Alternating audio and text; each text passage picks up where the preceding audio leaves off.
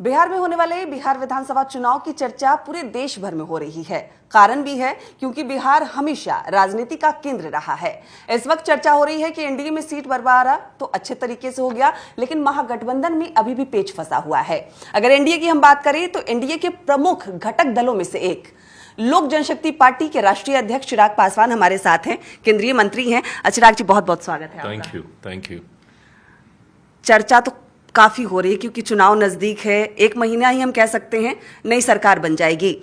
अभी चर्चा हुई, अमित शाह आए हुए थे, आपकी मुलाकात हुई, क्या बातचीत हुई? क्योंकि चुनाव में हर एक गतिविधि महत्वपूर्ण है, क्या बात हुई? देखिए, हम लोग का गठबंधन ऐसा है जहां पे हम लोग हर स्तर पर, हर विषय पर आपस में बैठकर चर्चा कर उसकी रूपरेखा तैयार करते हैं, रणनीति तैयार करते हैं। चुनाव का दौर है, समय समय पर कई ऐसे विषय पॉपअप होते हैं जिसको इमीडिएट अटेंशन की ज़रूरत होती है, कहीं वो किसी तरीके से चुनाव में नुकसान ना पहुंचाएं। तो उस दिन जो मेरी केंद्रीय गृह मंत्री आदरणीय अमित शाह जी से मुलाकात हुई वो इन्हीं तमाम बिंदुओं को लेकर थी। जहाँ पे हमारे प्रत्याशी हैं जिनका नॉमिनेशन हो गया है, वो कैसा गया, कैसे नॉमिनेशन को और आगे हम लोग बेहतर करें, क्या कोई ऐसा है जिसने निर्दलीय अपना पर्चा भर दिया हो, क्या हमें उससे बातचीत करने की ज़रूरत है। प्रधानमंत्री जी अब बिहार आ रहे हैं तो प्रधानमंत्री जी के कार्यक्रम में क्या, कैसे, किसकी भूमिका होगी, कैसे हम लोग साझा सभाएं करेंगे। तो ये तमाम मल्टीपल एजेंडाज थे जिसको लेकर उस दिन मेरी केंद्रीय गृह मंत्री आदरणीय अमित शाह जी से मेरी बातचीत हुई। इवेंचुअली हम लोग का लक्ष्य यही था कि हम लोगों ने एक पड़ाव पार कर लिया है जो कि महागठबंधन अभी तक नहीं पार कर पाया है। हम लोगों ने एक नहीं, उसमें मल्टीपल पड़ाव थे उस एक ही पड़ाव में, जहाँ पे आपका नंबर ऑफ सीट्स था, चयन ऑफ सीट्स था, प्रत्याशियों का चयन था। तो वो एक बड़ा चंक हम लोग पार कर चुके थे और अब क्योंकि हमारे सारे प्रत्याशी नामांकन के दौर में आ गए हैं तो अब इसके बाद अब प्रचार ही बचा है। तो उसको लेकर हम लोगों ने सारी चर्चाएं की उस दिन। आपने कहा कि महागठबंधन से एनडीए आगे, वाकई आगे है और कहीं ना कहीं एक मिरेकल हुआ, एक जादू हुआ है जिस तरीके से सीटों का बंटवारा हुआ है, खासकर आपकी पार्टी के लिए। क्योंकि अगर बिहार विधानसभा चुनाव की हम बात करें, लोक जनशक्ति पार्टी रामविलास जीरो थी गठबंधन में, कोई सीट नहीं, कुछ भी नहीं, जीरो से लेकर 29 तक का सफर। ये जादू है एक तरीके से, कैसे से साकार किया आपने? मैं मानता हूँ ये कि एक मेरे लिए ये बहुत मायने रखता है और इसके लिए I can't thank my prime minister enough. मैं मेरे प्रधानमंत्री जी का धन्यवाद देता हूँ, गठबंधन में हर एक सहयोगी दल का मैं धन्यवाद देता हूँ। मैं मुख्यमंत्री नीतीश कुमार जी का भी देता हूं, जिस तरीके से उन्होंने ये विश्वास मुझ पर, मेरी पार्टी पे जताया। मैं राजनीति का विद्यार्थी रहा हूं, पर मैंने आज तक कभी नहीं देखा कि गठबंधन राजनीति में किसी छोटे दल को ऐसे अहमियत दी जाए। लोकसभा के वक्त भी मेरे लिए बहुत बड़ी बात थी कि एक सिंगल सांसद वाली पार्टी को ऊपर विश्वास रख के उनको 5-5 सीटें दे दी गई। मैं भी उनके विश्वास पे खरा उतरा, वो दूसरी बात है, पर उन्होंने विश्वास मुझ पे रखा। हम लोगों ने उदाहरण देखे हैं कि 9 सीटों पे लड़ने वाले को 7, 7 को 5, 5 वाले को 3, 3 वाले को 2 और फिर इवेंचुअली बोला जाता है कि भैया आप मर्ज ही कर लो।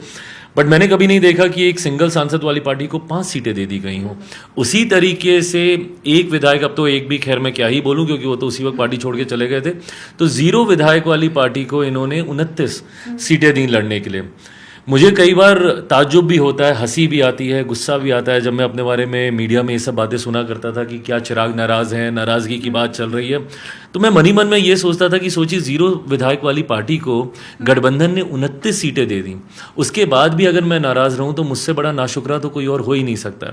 ऐसे में मेरे लिए बहुत बड़ी बात है कि गठबंधन ने ये विश्वास जताया, पूरी मेहनत, पूरी ताकत, अपनी पूरी क्षमता से ज़्यादा बल लगाकर मैं ये प्रयास करूंगा कि गठबंधन को इतनी बड़ी जीत दिलाएं ताकि जो विश्वास उन्होंने मुझ पे रखा है उस पर मैं खरा उतर सकूं। वाकई विश्वास रखा और कई लोग ये सवाल भी कर रहे थे कि 29 क्यों? तो क्या ये लगता है कि लोकसभा चुनाव में ये डिसाइड हो गया था? जैसा पिछले इंटरव्यू में हमने चर्चा भी किया था कि आपके 5 आपको सीट मिली है लोकसभा, तो 5 × ऐसे 6 करें तो 30 आती है। मांझी जी को मिला 1, उपेंद्र कुशवाहा जी को मिला 1, बीजेपी और जेडीयू की भी अगर देखा 17-17। तो क्या ये लोकसभा के तर्ज पे ही सीटों का बंटवारा हुआ? देखिए, मैंने सबसे पहले तो मैंने इस बात को गठबंधन के भीतर खुद ही रखा था कि मैं कतई नहीं चाहूँगा कि किसी भी कीमत पे भारतीय जनता पार्टी या जनता दल यूनाइटेड 100 सीटों से कम पे चुनाव लड़े, क्योंकि हम लोग को गठबंधन के भीतर ही चुनाव नहीं लड़ना है, हम लोगों को महागठबंधन से चुनाव लड़ना है। यहाँ पे किसको कितनी सीटें मिल रही हैं उससे ज़्यादा मायने ये रखता है कि हम लोग विधानसभा में कितनी सीटें हम लोग जीत के आ रहे हैं। तो ऐसे में जब वहाँ के दल जब 100-125 से ज़्यादा सीटों पर चुनाव लड़ रहे हैं तो मैं कतई नहीं चाहूँगा कि मेरे प्रधानमंत्री की पार्टी 100 सीटों से कम पे चुनाव लड़े।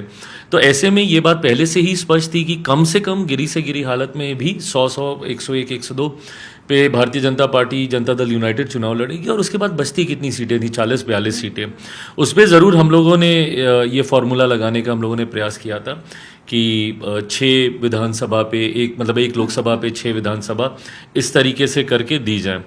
पर हाँ, मेरे सामने जब ये 29 का आंकड़ा आया तो मैं खुश इसलिए था क्योंकि कहीं ना कहीं मैं साइंस में बिलीव करता हूँ और मैं मानता हूँ कि ये कोई एक संकेत है, क्योंकि 29 विधायक ही मेरे पिता जीत कर आए थे जब हमारी पार्टी का सबसे बेहतरीन प्रदर्शन रहा था 2025 में। तो जितनी सीटें वो जीत कर आए थे उतनी ही सीटें मुझे लड़ने का मौका मिल रहा है। तो कहीं ना कहीं उनका आशीर्वाद मेरे साथ है। भारतीय जनता पार्टी जो कि नोडल बॉडी के तौर पे नेगोशिएशंस को लीड कर रही थी, तो मुझसे मांगा गया था कि आप 29 सीटों पे लड़ रहे हैं, 35-38 ऐसी सीटों की संख्या के नाम आप बता दीजिए जो आपकी प्राथमिकता में हो, उनमें से सेटल होगा वेल एंड गुड, नहीं होगा तो फिर अगले 10-15 सीटों के आप नाम बताइएगा, फिर उसमें से। तो प्राथमिकता के आधार पे नाम मांगे जा रहे थे। पर मेरे लिए संतोषजनक बात ये थी कि पहले ही पूल में जो मैंने सीटें मांगी थी 38 में से 29, उसी में से ही मेरी सीटों का चयन हो गया था। तो इसलिए कहीं बहुत ज़्यादा कोई परेशानी हुई नहीं। मैं मानता हूँ इन terms of quality also, because last time मैं अकेले लड़ा था, इस बार मुझे इस बात को भी ध्यान में रखना था कि गठबंधन में इस बार कई सहयोगी दल हैं, तो स्वाभाविक है कईयों की अपनी सिटिंग सीटें भी हैं, पर उसके बावजूद भी पार्टी को गठबंधन के भीतर अकोमोडेट किया गया। हम लोगों ने लिटरल हैंड होल्डिंग करके एक दूसरे का हाथ पकड़कर गठबंधन को हम लोग आगे लेकर आए हैं। तो मैं मानता हूं कि in terms of quality also we are there. आप बोल रहे क्वालिटी की सीट मिली है, 29 में से 27 सीट हारी हुई है। अगर हम एक की बात करें तो वो भी उपचुनाव में हम हार गए थे 2020 में। 29 में से 26 सीट हार गई, सिर्फ 3 सीट विजयी है, एक उपचुनाव में खोए। तो क्या लगता है ये क्वालिटी है? तो अब मैं आपको इसका रिवर्स उदाहरण देके मैं समझाता हूँ। मैंने हमेशा इस बात को कहा कि जब राष्ट्रीय जनता दल को इस बात का घमंड हो गया था कि हम सबसे बड़ी पार्टी हैं, तो वो कौन सी सीट जीते जहाँ पे जनता दल यूनाइटेड हारी, इसीलिए आप उसको हारा हुआ सीट बोल रहे हैं। पर उन सीटों पर भी अगर आप गणित बैठाएंगे तो उस वक्त भी जनता दल यूनाइटेड और लोजपा की अगर मतों को अगर जोड़ दिया जाता तो राजद हारती और वो हमारी जीती हुई सीट बन जाती। जिन सीटों को आप हारा हुआ कह रहे हैं वो उन परिस्थितियों में हारी गई जब एनडीए में बिखराव था 2020 में, बट यूनाइटेड एनडीए उस वक्त भी लड़ता, तब भी हम लोग ये सीटें जीतते। और खैर ये तो रही आंकड़ों की बात। अब मैं बात करूंगा अपने मेहनत पर, मैं बात करूंगा अपने प्रचार प्रसार पर, अपनी रणनीति के ऊपर, क्योंकि ये बात मुझे 2024 में भी कही गई थी कि भैया आप फलाना सीट हार रहे हैं, 5 सीटें आपने ऐसी ले ली, एक आपकी जीतने वाली नवादा थी वो आप छोड़ आए, बाकी आप ये हारेंगे, आप वो हारेंगे। बट इवेंचुअली हम लोग वो पाँचों की पाँचों सीटें हम लोग जीते। क्यों? क्योंकि हम लोगों ने मेहनत की, हम लोगों ने रणनीति उस हिसाब से बनाई। मैं ये मानता हूं कि अब महज कितना 20-25 दिन बचे हैं परिणामों को, 14 तारीख को जब परिणाम आएंगे। मैंने आज तक कभी किसी सर्वे पे मैंने विश्वास नहीं किया। सर्वे ने जब मुझे अच्छा भी दिखाया, बहुत कम बार दिखाया, अधिकांश बार तो मुझे लोकसभा में मात्र 2 सीटें ही जीतते हुए दिखाया था, बट मैंने हमेशा अपनी मेहनत पे मैंने विश्वास किया। और मैं मानता हूँ कुछ सीटों पे ज़रूर हम लोग को थोड़ी एक्स्ट्रा मेहनत करने की ज़रूरत होगी, बट आज की तारीख में जो माहौल बन रहा है, परिस्थिति बन रही है, जिस तरीके से माइंडसेट लोगों का चेंज हो रहा है, लोगों को ये पता है कि भैया अब ऐसे ही विधायक को जीत के भेजना होगा जो डबल इंजन की सरकार का हिस्सा हो। महागठबंधन में जिस तरीके से बिखराव है, अब किसी के मन में ये शंका नहीं रही कि सरकार किसकी बनेगी। महागठबंधन जो सीटों की संख्या तक नहीं बांट पाया, वो बिहार को चलाने की बात करेंगे। तो ऐसे में जब एनडीए जीत के आ रहा है तो एनडीए के प्रत्याशी को ही हम जिता कर भेजें ताकि वो राज्य सरकार, केंद्र सरकार का हिस्सा बनकर हमारे प्रदेश का विकास कर सके। और जब अब बंटवारा, पिछली बार डिवाइडेड एनडीए था, इस बार डिवाइडेड महागठबंधन है। पिछली बार जिस भूमिका में शायद मैं आ गया था, इस भूमिका में तो महागठबंधन के अब घटक दल ही हैं। पिछली बार मैंने अकेले चुनाव लड़ा था, अब तो कांग्रेस कई सीटों पे अकेले चुनाव लड़ रही है, तो राजद कई सीटों पे अकेले चुनाव लड़ रही है। तो ऐसा थोड़ी ना है कि वो 10, 12, 15, 20 जिन सीटों पे अकेले अकेले लोग चुनाव लड़ रहे हैं उसी पे ही असर पड़ेगा। इसका पूरे राज्य में असर पड़ेगा। पूरे राज्य में महागठबंधन बिखरा हुआ आपको दिखेगा। क्या एक जगह जहां पे राजद और कांग्रेस लड़ रही है तो किसी दूसरी जगह पे अगर सिर्फ राजद का सिंबल होगा तो क्या कांग्रेस के लोग उत्साहित होकर जाएंगे? कतई नहीं जाएंगे भाई। नेता ऊपर में मिल जाते हैं, ये लोग इसी कमरे में बैठ के सीटों का बंटवारा करते हैं, एक बार भावना समझते हैं कि नीचे उनके कार्यकर्ताओं की क्या भावना चल रही है। तो कल को एक बार मान लीजिए आज से 2 दिन 4 दिन के बाद ये लोग हाथ पकड़ के तस्वीर भी खिंचा लेंगे, तो क्या उनके जिला अध्यक्ष ये कर पाएंगे जो पिछले 4 दिन से एक दूसरे का विरोध कर रहे थे कि भाई तुमने क्यों सिंबल ले लिया और तुमने क्यों नॉमिनेशन फाइल कर दिया? तो जहां इस बार बिखरा हुआ महागठबंधन है, वहीं प्रधानमंत्री जी के नेतृत्व में लोगों का विश्वास बढ़ा है, मुख्यमंत्री जी के नेतृत्व में हम लोग चुनाव लड़ रहे हैं। मैं मानता हूं कि जिन सीटों को संभवतः डिफिकल्ट भी माना जा रहा होगा उसको भी हम लोग इजीली जीतेंगे। बिल्कुल विश्वास पूरा है और बहुत डिटेल में आपको जवाब दे दिया है इसका। बिल्कुल वाकई डिटेल में जवाब दिया है आपने। महागठबंधन का जिक्र किया कि बिखराव है, कई जगह कुर्ते फाड़े जा रहे हैं, मारपीट हो रही है, आपने जिक्र भी किया, पैसों की बात भी आ रही है कि टिकट बेचे जा रहे हैं। क्या लगता है महागठबंधन इसी तरीके से चुनाव लड़ेगा? देखिए, पहली बात तो मैं हर उस नेता के आक्रोश का मैं सम्मान करता हूं जो महागठबंधन में सीट ना मिलने से दुखी है, व्यथित है। मैं मानता हूं कि ये जिम्मेदारी नेताओं की होती है गठबंधन में कि समय रहते सीटों का चयन कर लें, प्रत्याशियों की घोषणा कर दें, ताकि अगर किसी का आक्रोश भी है तो उस समय रहते उसको, अब जैसे ऐसा नहीं है, हम लोगों ने भी घोषणा की, अभी भी हम लोग पिछले 1-2 दिन से हम लोग यही मॉनिटरिंग कर रहे हैं। कोई नाराज है तो उसको बुलाना, उसको बैठाना, उसको समझाना क्या परिस्थिति थी नहीं थी। भाई हर दल चाहता है, मेरा भी एक नेगोशिएशन जो खींचा, क्योंकि मैं एक सीट पे मेरा कार्यकर्ता सेटल हो जाए, मेरे नेता सेटल हो जाए जो मेहनत कर रहे हैं।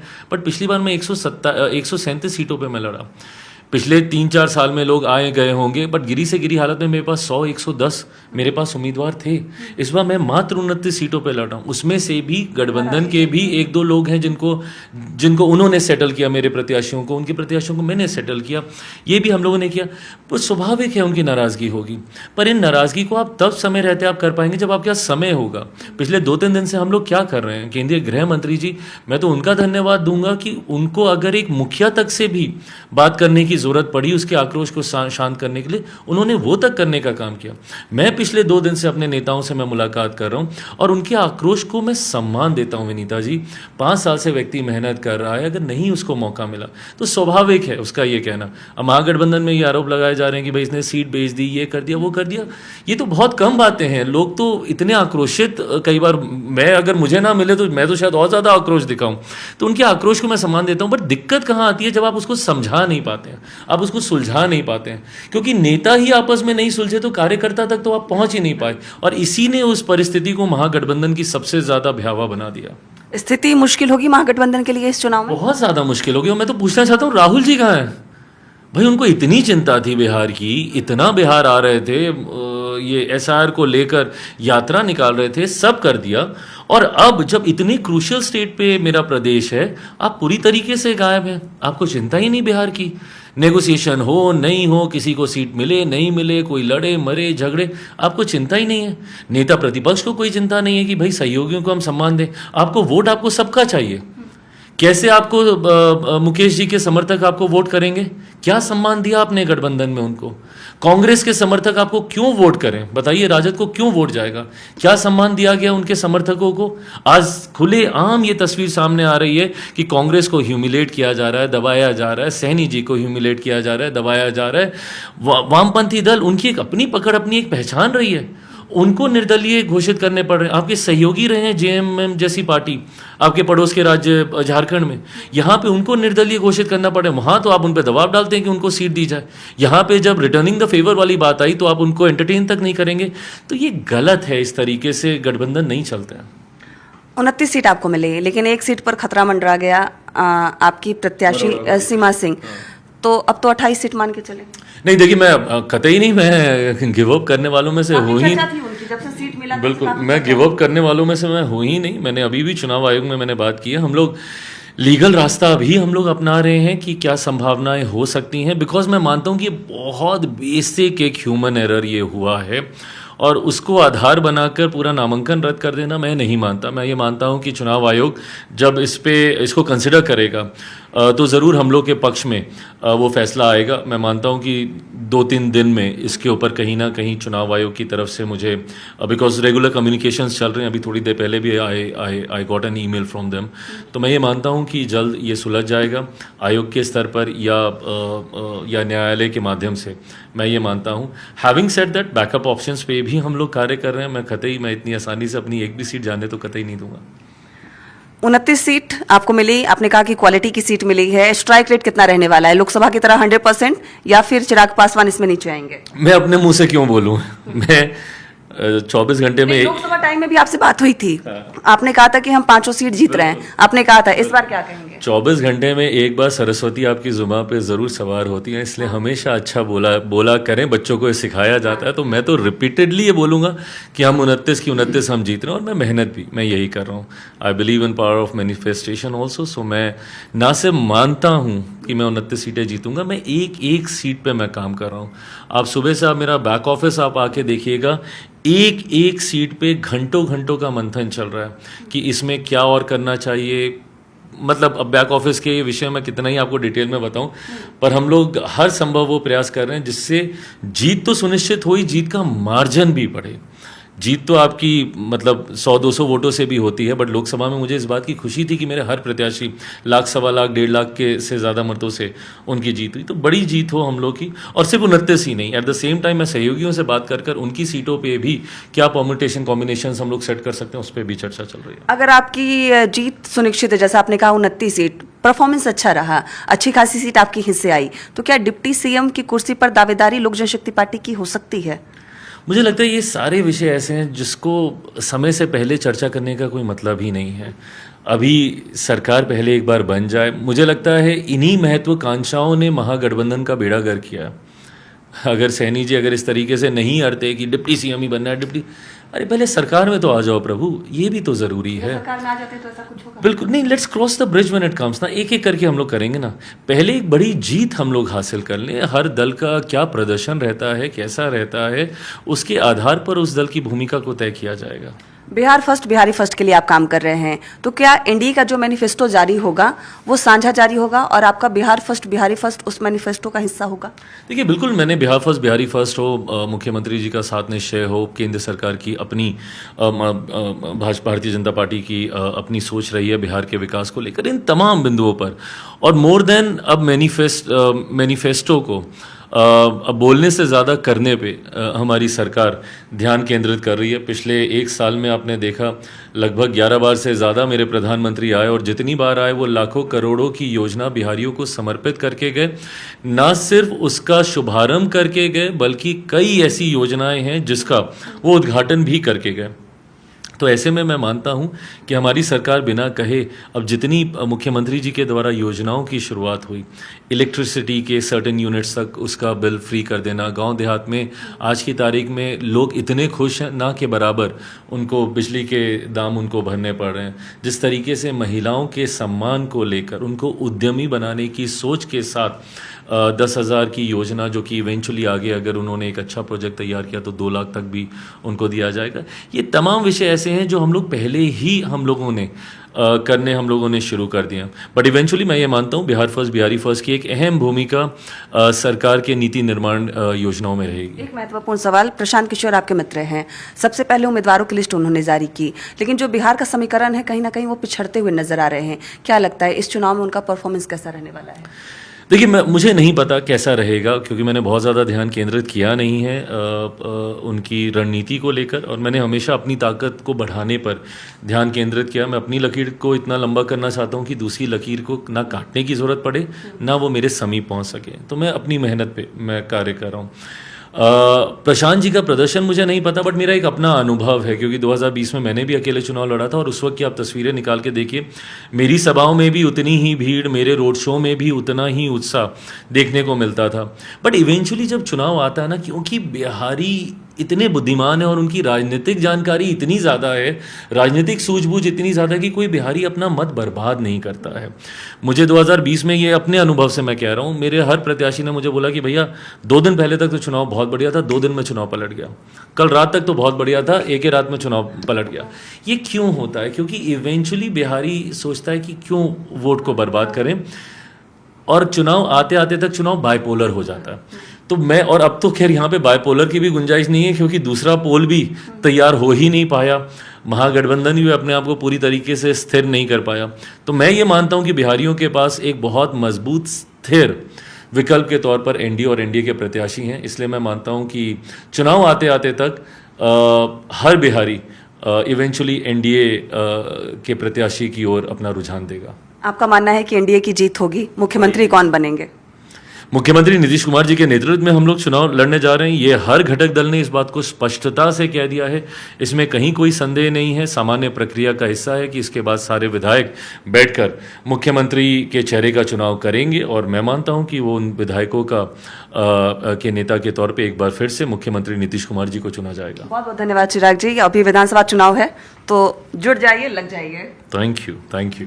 हमारे साथ केंद्रीय मंत्री चिराग पासवान थे, जिनका साफ तौर पे कहना था बड़ी जीत होगी एनडीए की, मुख्यमंत्री नीतीश कुमार के नेतृत्व में चुनाव लड़ा जाएगा, और एनडीए ने जिस तरीके से सीटों का बंटवारा किया है, कौन कौन सी सीट किसे मिलेगी, ये बंटवारा भी हुआ। क्वालिटी की सीट के साथ साथ क्वांटिटी की सीट भी मिली है, और कोशिश यही रहेगी कि बिहार विधानसभा चुनाव भी लोकसभा चुनाव की तरह 100% स्ट्राइक रेट के साथ पार्टी नंबर 1 पर आए। कैमरामैन संत के साथ विनीता मिश्रा, न्यूज़ 18 पटना।